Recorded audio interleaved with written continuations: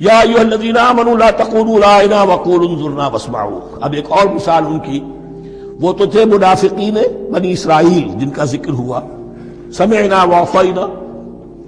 اب یہاں یہ منافقین جو یہاں پر مسلمانوں میں شامل ہو گئے تھے، یہود کے زیر اثر لوگ، اور آ گئے ہیں مسلمانوں میں بھی. اب ان کا معاملہ کیا تھا؟ جب حضور صلی اللہ علیہ وسلم کی محفل میں بیٹھتے تھے تو جیسے ہوتا ہے، آپ نے کوئی بات فرمائی تو اگر فرض کیجئے کہ ادھر کے لوگوں نے نہیں سنی، بات سمجھ میں نہیں آئی، تو وہ ان سے درخواست کرتے تھے راعنا، حضور ذرا ہماری رعایت کیجئے، بات کو دوبارہ دہرا دیجئے، ہماری سمجھ میں نہیں آیا. اب اس کا وہ کیا کرتے تھے یہودی، یا یہ ان کے یہودیوں کے زیر اثر منافقین، راعینا، اے ہمارے چرواہے. گویا کہ دل میں خوش ہو رہے ہیں، خباثت نفس اس کو غذا مل رہی ہے، ہم نے تو راعینا کہہ دیا. کسی نے اگر ٹوک دیا، بابا میں نے راعینا کہا تھا، معلوم ہوتا ہے آپ کی سماعت میں کوئی خلل پیدا ہو چکا ہے. یہ انداز تو مسلمانوں سے کہا جا رہا ہے. یہ واحد آیت ہے اس پورے سلسلے میں جس میں خطاب یا ایھا الذین آمنوا سے ہے، لیکن اصل میں روح سخن اب بھی بنی اسرائیل کی شرارت ہے. یا ایھا الذین آمنوا لا تقولوا راعنا وقولوا انظرنا واسمعوا. دیکھو تم اس لفظ ہی کو چھوڑ دو، اہل ایمان تم مت کہا کرو راعنا، تم کہا کرو انظرنا. اے نبی ہماری طرف توجہ فرمائیے، یا ہمیں مہلت دیجیے. نظر کے دونوں معنی ہیں، دیکھنا، ہمیں دیکھیے، اور انتظار بھی اسی سے بنا ہے، ذرا سی مہلت دیجیے. واسمعوا، اور دوسرے یہ کہ توجہ سے سنا کرو تاکہ دوبارہ پوچھنے کی ضرورت ہی پیش نہ آئے. وللکافرین عذاب علیم، اور ان کافروں کے لیے تو دردناک عذاب ہے. ما یود الذین کفروا من اہل الکتاب ولا المشرکین ان ینزل علیکم من خیر من ربکم. اور نہیں چاہتے وہ لوگ کہ جنہوں نے کفر کیا ہے اہل کتاب میں سے اور مشرکین میں سے بھی، کہ نازل ہو تم پر کوئی بھی خیر تمہارے رب کی طرف سے. یہ اہل کتاب بھی اور مشرکین مکہ بھی یہ جل رہے ہیں حسد میں، حسد کی آگ میں، کہ یہ کلام پاک تمہیں کیوں دے دیا گیا، یہ آخری منصب نبوت کا جو ہے خاتم النبیین، یہ منصب جو ہے یہ انہیں کیوں مل گیا. وہ نہیں چاہتے کہ کوئی بھی خیر اللہ کی طرف سے تمہیں ملے. واللہ یختص برحمتہ من یشاء. حالانکہ یہ اللہ کا پریروگیٹو ہے، اللہ کا فیصلہ ہے. اللہ خاص کر لیتا ہے اپنی رحمت کے لیے جس کو چاہے، یہ اس کا فیصلہ ہے. واللہ ذو الفضل العظیم، اور اللہ تعالیٰ بڑے فضل والا ہے. ما ننسخ من آیت او ننسها نأت بخیر منها او مثلها. ہم نہیں منسوخ کرتے کسی بھی آیت کو یا اسے بھلواتے. ایک تو ہے ننسخ، منسوخ کر دینا، ایک ہے حافظے سے ہی کسی کے محو کر دینا. ما ننسخ من آیت او ننسها نأت بخیر منها، تو ہم اس کی جگہ پر اس سے بہتر لے آتے ہیں، او مثلها یا ویسی ہی لے آتے ہیں. الم تعلم ان اللہ علی کل شیء قدیر. کیا تم یہ نہیں جانتے کہ اللہ تعالیٰ ہر چیز پر قدرت رکھتا ہے، اسے ہر شے کا اختیار ہے. الم تعلم ان اللہ لہ ملک السماوات والارض. کیا تم نہیں جانتے کہ اللہ کے لیے ہی اختیار مطلق ہے، بادشاہی ہے آسمانوں اور زمین کی. وما لکم من دون اللہ بولی ولا نصیر. اور نہیں ہے تمہارے لیے اللہ کے سوا کوئی بھی نہ ولی اور نہ مددگار. ما ننسخ من آیت او ننسها نأت بخیر منها او مثلها. الم تعلم ان اللہ علی کل شیء قدیر. الم تعلم ان اللہ لہ ملک السماوات والارض وما لکم من دون اللہ من ولی ولا نصیر. صدق اللہ العظیم. ان آیات مبارکہ کا ترجمہ اگرچہ ہم کر چکے ہیں، لیکن اس کا جو اصل مفہوم ہے اور اس کا پس منظر ہے اس کو سمجھنا ضروری ہے. آپ کو معلوم ہے کہ اللہ کا دین آدم سے لے کر این دم تک ایک ہی ہے. نوح کا دین، موسیٰ کا دین، عیسیٰ کا دین، محمد کا دین صلی اللہ علیہ وسلم علیہ الصلوۃ والسلام، دین ایک ہی ہے. شریعتوں میں فرق رہا ہے، اور یہ فرق جو رہا ہے اس کا اصل سبب یہ ہے کہ نوع انسانی مختلف اعتبارات سے ارتقاء کی مراحل طے کر رہی تھی. ذہنی پختگی، شعور کی پختگی، پھر سوشل ایولیوشن، تمدنی ارتقاء، یہ مسلسل جاری تھا.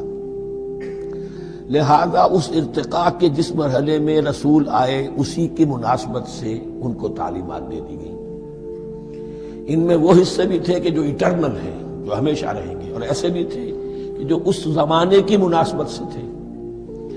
اب جب اگلا رسول آئے گا تو ظاہر بات ہے کہ ان میں سے کچھ چیزوں میں تغیر و تبدل ہو جائے گا، کچھ چیزیں نئی آ جائیں گی، کچھ پرانی ساقط ہو جائیں گی۔ یہ پرانی چیزوں کا ساقط ہونا یہ کہلاتا ہے ناسخ ہونا، ناسخ و منسوخ کا مسئلہ، کہ وہ حکم منسوخ ہو گیا اور اس کی جگہ پر کوئی اور حکم آ گیا ہے۔ یا تو اللہ تعالیٰ تعین کے ساتھ منسوخ فرماتے ہیں، یا یہ کہ اس شے کو سرے سے لوگوں کے ذہنوں سے زائل کر دیتے ہیں۔ اعتراض یہ کر رہے تھے یہودی کہ اگر تو یہ دین وہی ہے جو موسیٰ کا تھا تو ظاہر بات ہے کہ پھر شریعت پوری وہی ہونی چاہیے۔ اس کے اعتراض کا جواب ہے جو یہاں دیا جا رہا ہے، اور یہی مسئلہ پھر قرآن میں بھی ہے۔ قرآن کی بھی تدریج کے ساتھ شریعت کی تکمیل ہوئی ہے۔ جیسا کہ میں نے پہلے عرض کیا تھا، شریعت کا بلو پرنٹ آپ کو سورہ بقرہ میں مل جائے گا آگے چل کر، لیکن شریعت کی تکمیل ہوئی ہے سورہ مائدہ میں۔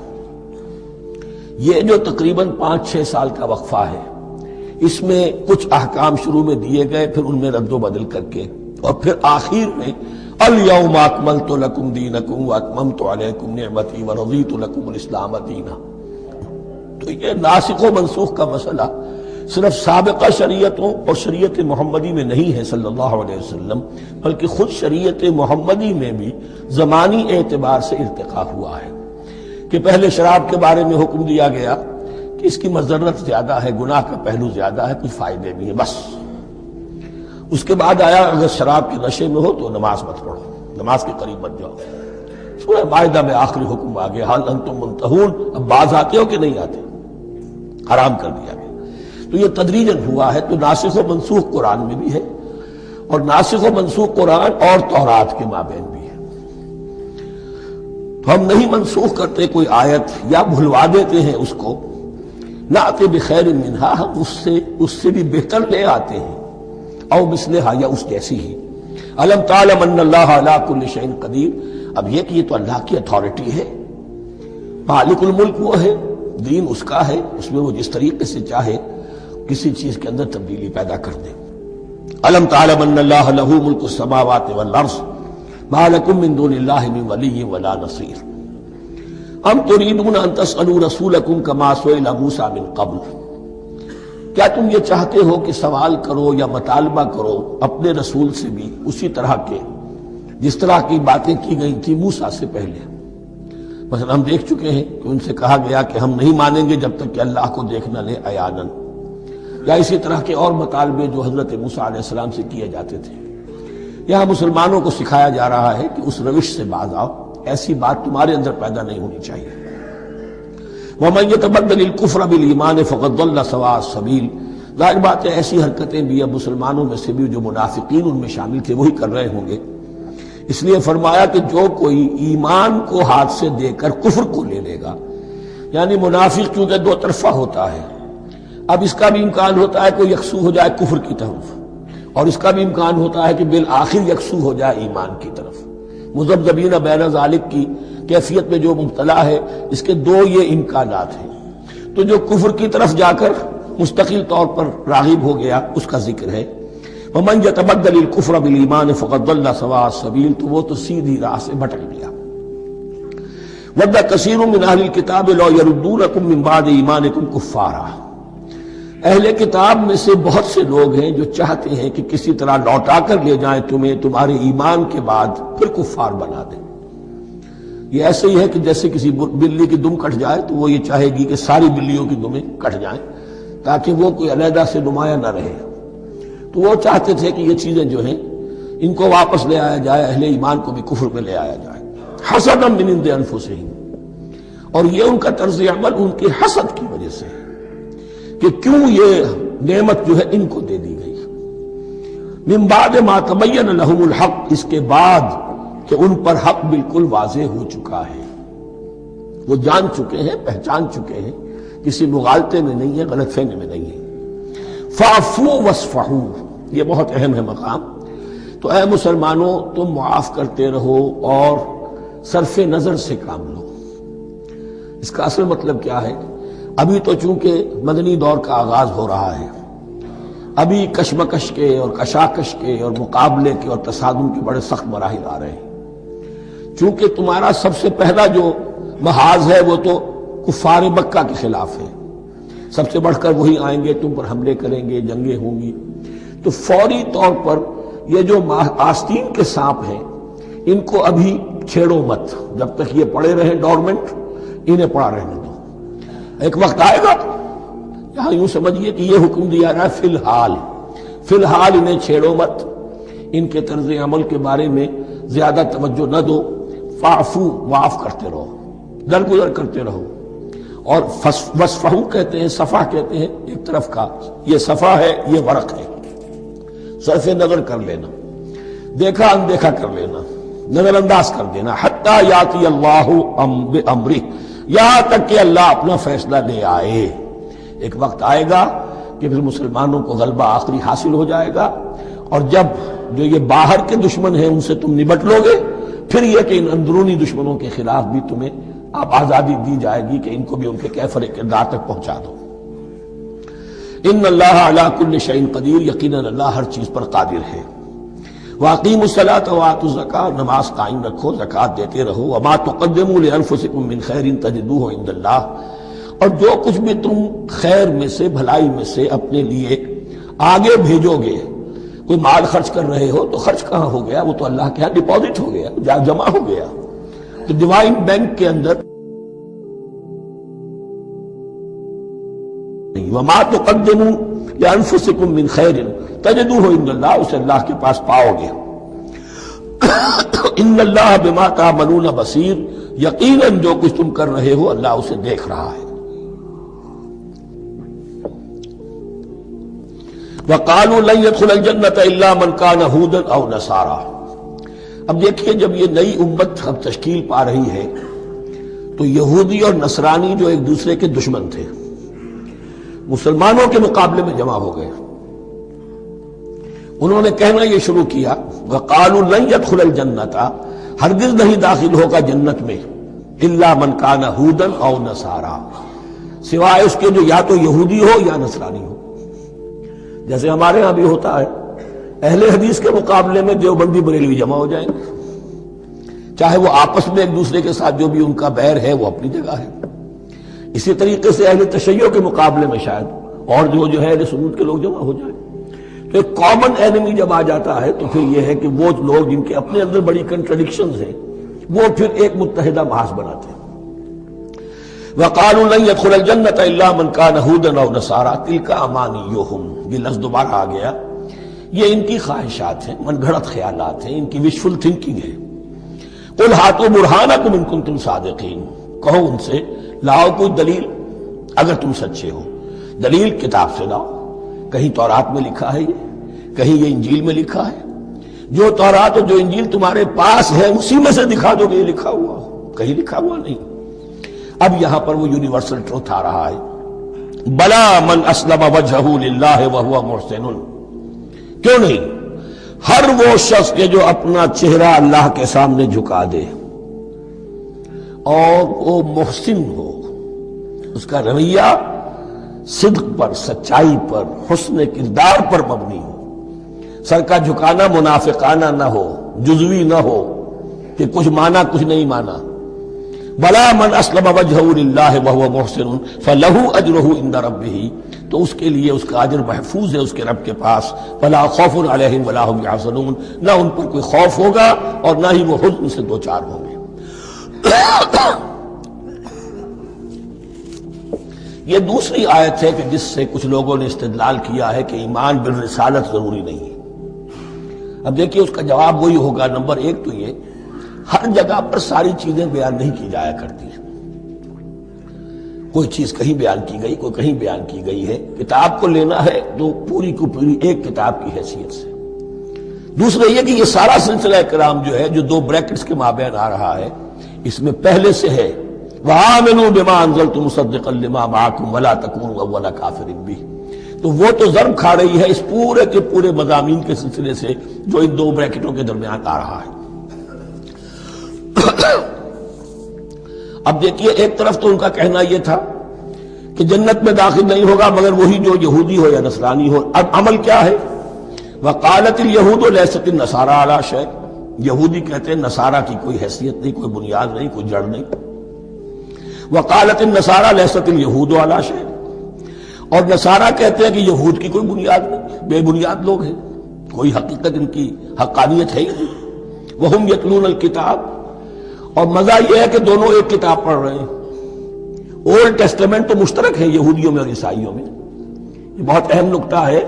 اور جدید عیسائیت میں جو ایک بہت بڑی طاقت ابھر رہی ہے امریکہ میں، وہ ہے کہ جو یہ عیسائیت کو جیوڈائز کر رہی ہے، کیونکہ رومن کیتھولک مذہب جو تھا اس نے تو چونکہ گویا کہ سارا رشتہ توڑ لیا تھا بائبل سے، سارا اختیار پوپ کے ہاتھ میں آ گیا تھا، لیکن پروٹیسٹنٹس نے پھر بائبل کو قبول کیا۔ اب اس کی منطقی انتہا یہ کہ اولڈ ٹیسٹمنٹ کے اوپر بھی اب ان کی توجہ ہو رہی ہے کہ آخر یہ بھی تو ہم مانتے ہیں کہ ہماری کتاب ہے، اور اس میں جو کچھ لکھا ہے اس کو نظر انداز کیسے کر سکتے ہیں۔ تو حال ہی میں ہم نے جو ایک سیمینار کیا تھا امریکہ میں، جس میں ایک یہودی عالم بھی آئے تھے، ایک عیسائی بھی آئے تھے، اور مسلمانوں کی طرف سے بھی ہمارے ایک ساتھی بلال کوشل نے بات کی تھی، تو وہاں ایک یہودی عالم نے کہا کہ اس وقت اسرائیل کو سب سے بڑی سپورٹ جو مل رہی ہے وہ ان عیسائیوں سے مل رہی ہے امریکہ میں سے، کہ جو اس وقت ایونجلسٹ کہلاتے ہیں وہاں پر، اور جو ایک بڑا فرقہ بن کر ابھر رہے ہیں۔ بہرحال یہ ان کا طرز عمل ہے۔ وَهُمْ يَتْلُونَ الْكِتَابَ، اور وہ دونوں کے دونوں کتاب کے پڑھنے والے ہیں۔ كَذَلِكَ قَالَ الَّذِينَ لَا يَعْلَمُونَ مِثْلَ قَوْلِهِمْ، اسی طرح کہا تھا ان لوگوں نے کہ جو کچھ بھی نہیں جانتے انہی کی سی بات کہی تھی، یعنی یہ اشارہ ہے مشرکین مکہ کی طرف۔ فَاللَّهُ يَحْكُمُ بَيْنَهُمْ يَوْمَ الْقِيَامَةِ فِيمَا كَانُوا فِيهِ يَخْتَلِفُونَ، تو اللہ تعالیٰ فیصلہ کر دے گا ان کے مابین قیامت کے دن ان تمام باتوں کا جن میں کہ یہ اختلاف کر رہے تھے۔ وَمَنْ أَظْلَمُ مِمَّنْ مَنَعَ مَسَاجِدَ اللَّهِ أَنْ يُذْكَرَ فِيهَا اسْمُهُ وَسَعَىٰ فِي خَرَابِهَا۔ اب دیکھیے یہاں جو بقیہ یہ آیات آ رہی ہیں، اگرچہ خطاب تو ہے وہ بریکٹس کے مابین، خطاب میں بنی اسرائیل، لیکن اب یہاں کچھ ریفرنسز اہل مکہ کی طرف شروع ہو گئے ہیں، اور اس کے بعد سے حضرت ابراہیم کا تذکرہ آئے گا، پھر تحویل قبلہ کا ذکر آئے گا۔ تحویل قبلہ میں ظاہر بات ہے کہ وہ قبلہ جو ہے وہ مشرکین مکہ کے قبضے میں تھا اس وقت، اس حوالے سے ریلیونٹ کچھ مضامین جو ہیں اس کی تمہید باندھی جا رہی ہے۔ یہ ساری تمہید ہے جو آگے آنے والا مضمون ہے تحویل قبلہ، جو علامت تھی اس بات کی کہ اب وہ سابقہ امت مسلمہ معزول کر دی گئی اور نئی امت محمد صلی اللہ علیہ وسلم اس مقام پر نصب کر دی گئی، انسٹال کر دی گئی۔ اس کے حوالے سے جو مسئلے اٹھیں گے اسی لیے قال الذین لا یعلمون مثل قولہم، میں نے عرض کیا کہ یہ مشرکین مکہ کی طرف اشارہ ہے۔ ومن اظلم ممن منع مساجد اللہ یذکر فیہا اسمہ، اس سے بڑھ کر ظالم کون ہوگا جو اللہ تعالیٰ کی مسجدوں سے لوگوں کو روکے کہ وہ اس میں اس کا نام لے سکے۔ چونکہ مشرکین مکہ نے مسلمانوں کو محروم کر دیا تھا حرم سے، اب وہاں جانے کی ان کو اجازت نہیں تھی۔ سن 6 میں حضور گئے بھی ہیں، تب بھی یہ کہ صلح حدیبیہ ہو گئی، واپس آنا پڑا، عمرہ کرنے کی اجازت نہیں ملی۔ سن 7 میں پھر ہوا ہے، تو یہ 7 برس بہت شاہ گزرے ہیں محمد الرسول اللہ صلی اللہ علیہ وسلم اور اہل ایمان پر۔ اب یہاں ذکر ہو رہا ہے ان کا قریش کا۔ وَمَنْ أَظْلَمُ مِمَّنْ مَنَعَ مَسَاجِدَ اللَّهِ أَنْ يُذْكَرَ فِيهَا اسْمُهُ وَسَعَىٰ فِي خَرَابِهَا، اور وہ اس کی تخریب میں لگے ہوئے ہیں۔ یہ خراب تخریب سے اسی سے بنا ہے۔ یہ تخریب 2 طرح کی ہوتی ہے، ایک ظاہری تخریب ہوتی ہے کسی مسجد کو گرا دینا، اور ایک ظاہری نہیں باطنی معنوی ہوتی ہے۔ وہ جو تخریب ہے وہ یہ ہے کہ توحید کے بجائے اسے شرک کا اڈا بنا دیا ہے۔ وہ تو دنیا کے بت قدوں میں پہلا وہ گھر خدا کا، ہم اس کے پاسباں ہیں، وہ پاسباں ہمارا، 360 بت رکھ دیے گئے اس گھر میں لا کر، جو ابراہیم نے تعبیر کیا تھا توحید خالص کے لیے۔ وَسَعَىٰ فِي خَرَابِهَا، یہ لفظ ذرا نوٹ کر لیجئے، یہ ایک حدیث میں بھی آیا ہے، بڑی دلدوز حدیث ہے، اور میں چاہتا ہوں کہ آپ اسے ذہن میں رکھیں۔ حضور نے فرمایا یوشک ان یاتی علی الناس زمان، اندیشہ ہے کہ لوگوں پر یعنی میری امت پر ایک زمانہ ایسا بھی آ جائے گا، اب گنتے جائیے، لا یبقى من الاسلام الا اسمہ، اسلام میں سے اس کے نام کے سوا کچھ نہیں بچے گا. ولا یبقى من القرآن الا رسمہ، قرآن میں سے اس کے رسم الخط، الفاظ اور حروف کے سوا کچھ نہیں بچے گا. اسی کی اللہ تعالیٰ نے ضمانت دی ہے، یہ محفوظ رہے گا رسم عثمانی. مساجدہم عامرۃ، ان کی مسجدیں آباد تو بہت ہوں گی. وہی خراب من الہدی، ہدایت سے خالی ہو جائیں گی. یہ خراب کے لفظ سے ہی خراب من الہدی. وعلماؤہم شر الناس تحت ادیم السماء، اور ان کے علماء آسمان کی چھت کے نیچے کی بدترین انسان ہیں. من عندہم تخرج الفتنۃ وفیہم تعود، فتنہ انہی کے اندر سے برآمد ہوگا، انہی میں گھس جائے گا. یعنی ان کا کام فتنہ انگیزی، مخالفت، جنگ و جدال، بھڑکانا، اپنے اپنے فرقے کے لوگوں کے جذبات کو بھڑکاتے رہنا اور مسلمانوں کے اندر اختلافات کو ہوا دینا، یہی ان کا کام رہ جائے گا. آج جن کو ہم علماء کہتے ہیں، ان کی عظیم اکثریت اس کیفیت سے دوچار ہو چکی ہے. جب مذہب اور دین پیشہ بن جائے تو کوئی خیر اس میں باقی نہیں رہتا. یہ دین اور مذہب پیشہ نہیں تھا. اسلام میں کوئی پیشوائیت نہیں، اسلام میں کوئی پاپائیت نہیں، اسلام میں کوئی برہمنزم نہیں. اسلام تو ایک کھلا، ہر شخص کتاب اللہ پڑھے، ہر شخص عربی سیکھے، ہر شخص کو امامت کے قابل ہونا چاہیے، ہر شخص اپنی بچی کا نکاح خود پڑھائے، ہر شخص اپنے والد کا جنازہ خود پڑھے. یہ جو ہم نے پیشہ بنا دیا ہے اور پھر انہیں پیسے دیتے، ظاہر بات ہے کہ پھر اس پیشے کے اندر تو پیشے میں عیب نہیں، رکھیے نہ فرہاد کو نام. پھر تو پیشہ میں تو جو کچھ پیشہ ورانہ چشمکیں ہوتی ہیں اور جو خباثتیں ہوتی ہیں وہ آتی ہیں. لیکن ساتھ ہی یہ بات واضح رہے کہ علماء حق سے دنیا خالی نہیں ہوگی. علماء حق بھی ہیں، لیکن کسی کے ماتھے پر لکھا ہوا نہیں ہوتا کہ یہ علماء حقانی میں سے اور یہ علماء سو میں سے ہے.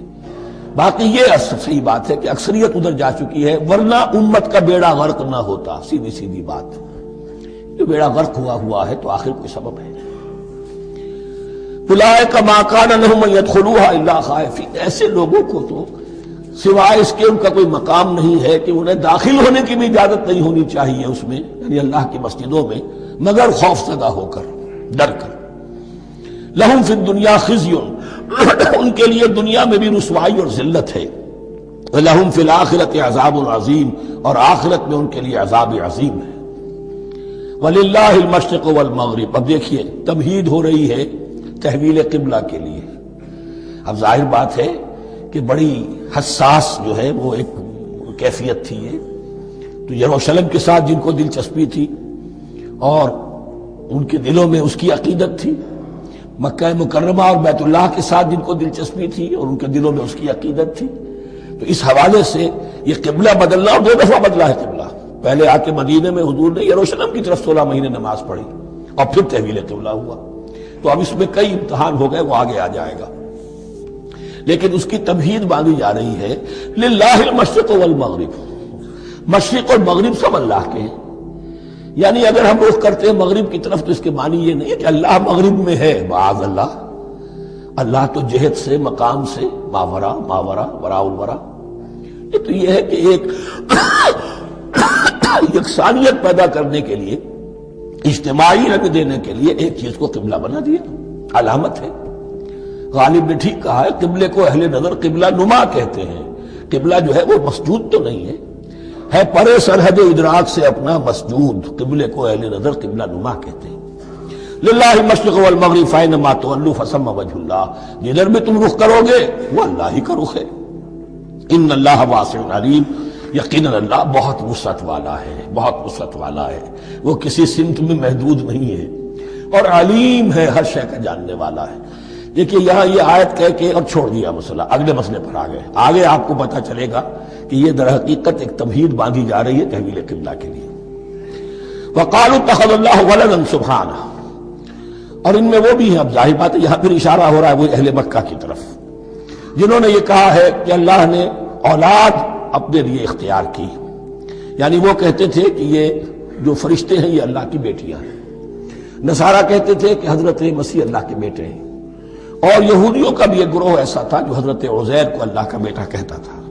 بل لہ ما فی السماوات والارض، نہیں، آسمانوں اور زمین میں جو کچھ ہے اسی کی ملکیت ہے، سب مخلوق ہے، مملوک ہے، خالق اور مالک صرف وہ ہے. کل لہ قانتون، اور سب کے سب اس کے فرما بردار ہیں، بڑے سے بڑا رسول، بڑے سے بڑا ولی، بڑے سے بڑا فرشتہ، بڑے سے بڑے اجرام سماویہ، سب کل لہ قانتون.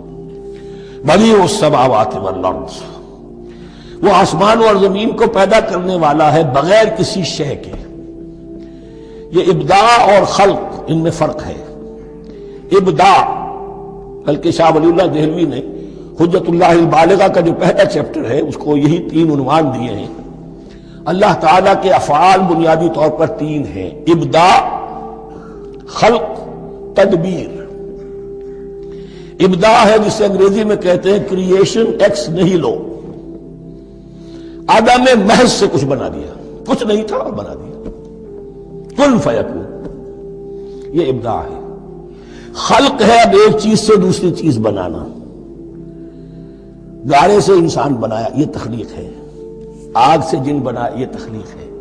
نور سے فرشتے بنا، یہ تخلیق ہے. تو ابداع بدیع وہ ہے کہ جس نے نئی چیز، اسی لیے بدعت ہمارے ہاں کہلاتی ہے وہ شے جو دین میں نہیں تھی اور خواہ لا کے شامل کر دی گئی، جس کی کوئی جڑ بنیاد دین میں نہیں ہے، وہ بدعت ہے. اس سے یہ لفظ بدیع السماوات والارض، وَإِذَا قَضَىٰ أَمْرًا فَإِنَّمَا يَقُولُ لَهُ كُن فَيَكُونُ. اس کی شان تو یہ ہے کہ جب وہ کسی معاملے کا فیصلہ کر لیتا ہے تو بس کہتا ہے کہ ہو جا، اور وہ ہو جاتی ہے. وَقَالَ الَّذِينَ لَا يَعْلَمُونَ لَوْلَا يُكَلِّمُنَا اللَّهُ وَتَأْتِينَا آیَةٌ، اور کہا ان لوگوں نے جو علم نہیں رکھتے، یہاں پھر وہی مشرکین مکہ کی طرف روئے سخن ہے، کیوں نہیں بات کرتا ہم سے اللہ، اور کیوں نہیں کوئی لے آتا ہمارے پاس کوئی نشانی. یہ میں عرض کر چکا ہوں، یہ مضمون جو ہے کہ ان کا مطالبہ تھا بہت شدت کے ساتھ کہ کوئی معجزے ویسے ہی دکھاؤ جیسے تم کہتے ہو کہ عیسیٰ نے دکھائے تھے، موسیٰ نے دکھائے تھے، تو ہمارے یہ مطالبے پورے کر دو، ہم مان لیں گے. یہ ذکر آئے گا سورہ انعام میں اور پھر سورہ بنی اسرائیل میں.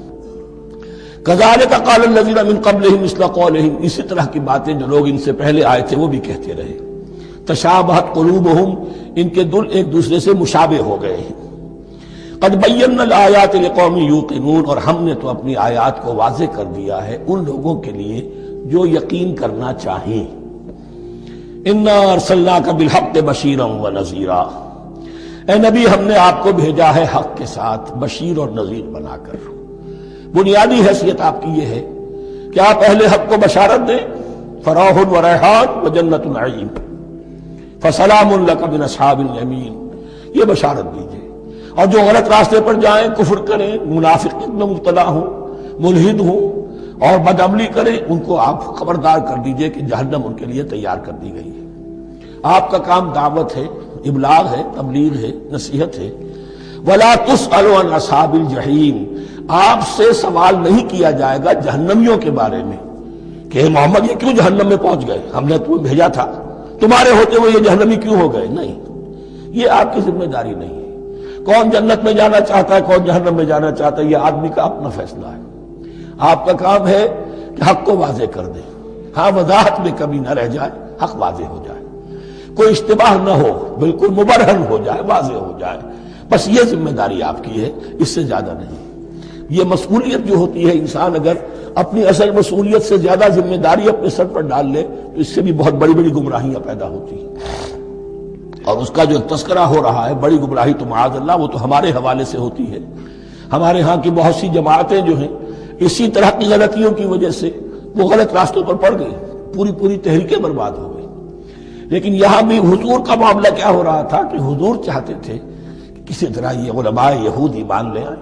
بہرحال حضور کے دل میں رغبت، آخر مکے میں آپ تھے تو دعائیں مانگتے تھے، اے اللہ عمرو ابن ہشام اور عمر ابن خطاب میں سے کسی ایک کو تو میری جھولی میں ڈال دے. تو اسی طرح کی دعا آپ نے کی ہوگی. فرمایا وَلَن تَرْضَىٰ عَنكَ الْيَهُودُ وَلَا النَّصَارَىٰ حَتَّىٰ تَتَّبِعَ مِلَّتَهُمْ. اے نبی کسی مغالطے میں نہ رہیے، ہرگز راضی نہیں ہوں گے آپ سے نہ یہ یہودی اور نہ نصرانی جب تک کہ آپ پیروی نہ کریں ان کی ملت کی. لہذا امید منقطع کر لیجیے، اس لیے کہ زیادہ امید ہو تو مایوسی ہو جاتی ہے۔ اقبال نے بہت خوب کہا ہے بندہ مومن کے بارے میں، جس کی امیدیں قلیل، جس کے مقاصد جلیل۔ مقصد اونچا لیکن امید قلیل رکھیے، اللہ چاہے گا تو ہو جائے گا، نہیں چاہے گا تو میرا کام تو اپنی حد تک اپنا فرض ادا کر دینا ہے۔ اس سے زیادہ کی جو ہے خواہش اپنے دل میں پالیں گے، کسی اجرت پسندی میں گرفتار ہو جائیں گے، کہیں دائیں بائیں ہک اور کرک کے ذریعے سے کہیں پہنچنے کی کوشش کریں گے اور اپنے آپ کو بھی برباد کر دیں گے۔ لن ترضى عنك اليهود ولا النصارى حتى تتبع ملتهم قل ان هدى الله هو الهدى، کہہ دیجئے دیکھو ہدایت تو ہے اللہ کی ہدایت۔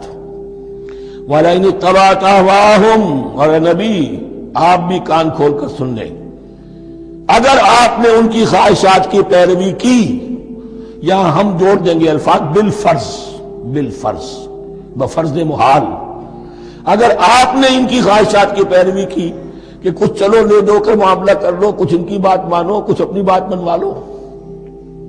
یہ مکے میں بھی قریش کی طرف سے بھی آیا تھا کہ کچھ اپنی بات منوا لیجئے، کچھ ہماری بات کمپرومائز کیجئے۔ اب ظاہر بات ہے کہ یہاں اب یہود کے ساتھ یہی معاملہ ہے۔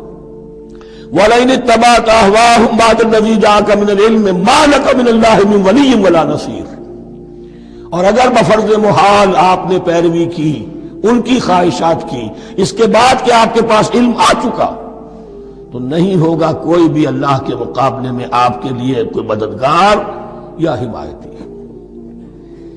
معاذ اللہ، معاذ اللہ، حق کی تلوار بڑی ننگی ہے، اور یہاں اللہ کا عدل یہ فرد سے فرد تک بدلتا نہیں ہے، نہ امت سے امت کی طرف بدلے گا۔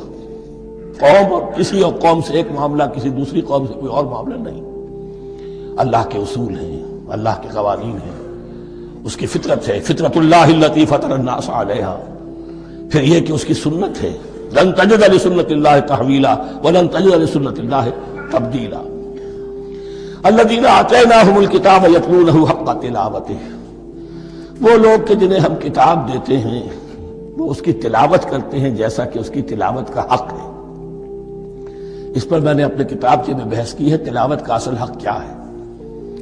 مسلمانوں پر قرآن مجید کے حقوق نامی کتابچہ، اب یہاں پہ تفصیل سے بیان کرنے کا وقت نہیں ہے، لیکن ایک بات جان لیجئے کہ تلاوت کا لفظ جو قرآن کے لیے قرآن نے اختیار کیا، یہ بڑا ذو معنیین ہے۔ تلا یتلو ہم اسے بھی کہتے ہیں پڑھنا، اور تلا یتلو کسی کے پیچھے پیچھے چلنے کو کہتے ہیں۔ والشمس وضحاها والقمر اذا تلاها، سورج کے بعد پیچھے آتا ہے چاند۔ تو یتلو کے معنی کیا ہے؟ when you are reading the book you are following the text۔ بعض لوگوں کو دیکھا ہوگا انگلی ان کی چلتی ہے ساتھ ساتھ، وہ بیچارے جو زیادہ ماہر نہیں ہیں تو تاکہ نگاہ ادھر سے ادھر نہ ہو جائے، ایک سطر سے دوسری سطر پر نہ پہنچ جائے، انگلی بھی ساتھ ساتھ پھیرتے ہیں، تو فالوئنگ دی ٹیکسٹ۔ لیکن اس تلاوت کا اصل حق کیا ہوگا؟ جب آپ اس کتاب کو فالو کریں، اسے اپنا امام بنائیں، اس کے پیچھے چلیں، اس کا اتباع کریں، اس کی پیروی کریں، جس کی کہ دعا ہم کرتے ہیں وَاجْعَلْهُ لَنَا إِمَامًا وَنُورًا وَهُدًى وَرَحْمَةً، تو اللہ تو بنائے گا ہمارا امام اس کو اسی وقت جب کہ ہم فیصلہ کر لیں کہ ہم اس کتاب کے پیچھے چلیں گے۔ الذین آتیناہم الکتاب یتلونہ حق تلاوتہ اولئک یؤمنون بہ،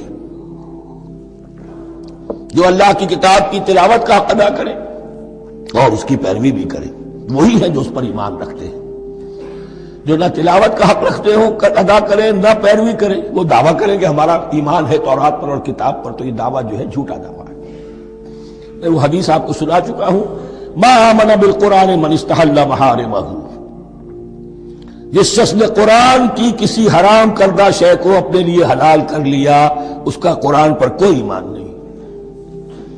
وَمَن يَكْفُرْ بِهِ فَأُولَٰئِكَ هُمُ الْخَاسِرُونَ، اور جو اس کا کفر کرے گا تو وہی لوگ ہیں خسارے میں رہنے والے۔